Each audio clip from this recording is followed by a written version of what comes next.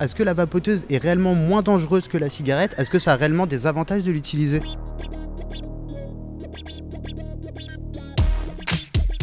On est donc en direct de la médiathèque d'Antibes, toujours pour la semaine du cerveau à Nice. Et donc là, j'ai la joie d'être accompagné de Yannick Duval et de Monique Tressiola qui travaillent tous deux à l'hôpital Pierre Nouveau au service de pneumologie.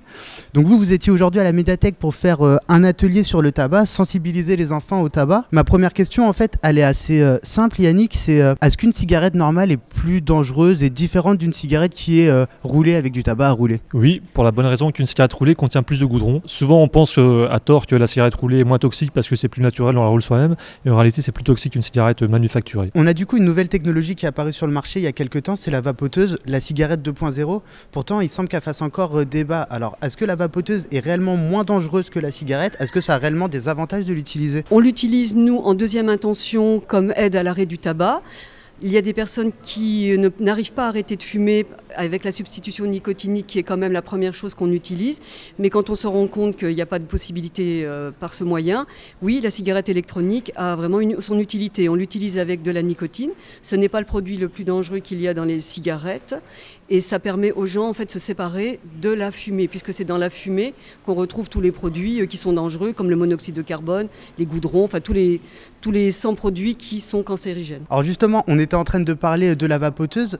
Vous nous montriez du coup un nouveau matériel qui est sorti, c'est l'IQOS. Est-ce que vous pouvez nous en parler et nous dire si effectivement, encore une fois, c'est moins dangereux qu'une cigarette classique? Non, d'abord c'est un produit qui est développé par l'industrie du tabac, ce qui le rend d'emblée suspect.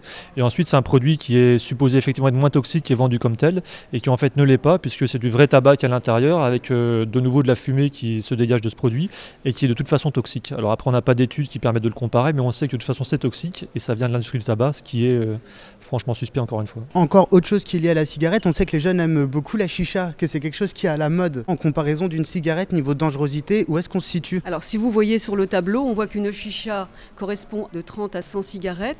Dans la chicha, on trouve du tabac, on trouve du charbon. Pour pouvoir faire arriver les fumées, on est obligé de tirer très fort sur le bec, puisque ça doit passer à travers de l'eau, et que l'eau en rien ne rend la fumée moins toxique.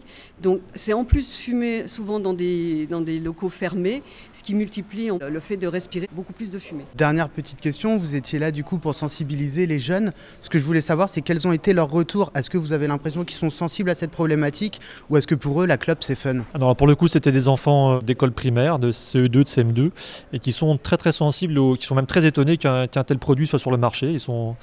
Quand on leur explique un petit peu la toxicité de ce produit et tous les dangers qui sont liés, la première question aux enfants, mais c'est comment on peut permettre de commercialiser un produit comme ça. Certains ont rapporté que leurs grands-parents étaient décédés, que la tati était malade, ils se posent beaucoup de questions sur le tabac, mais ils comprennent très bien sa dangerosité, ils sont très sensibles à ça et ils sont très bien informés là-dessus. Merci beaucoup d'avoir répondu à nos questions sur la cigarette. Nous on se retrouve très vite à la médiathèque d'Antibes pour un nouvel atelier.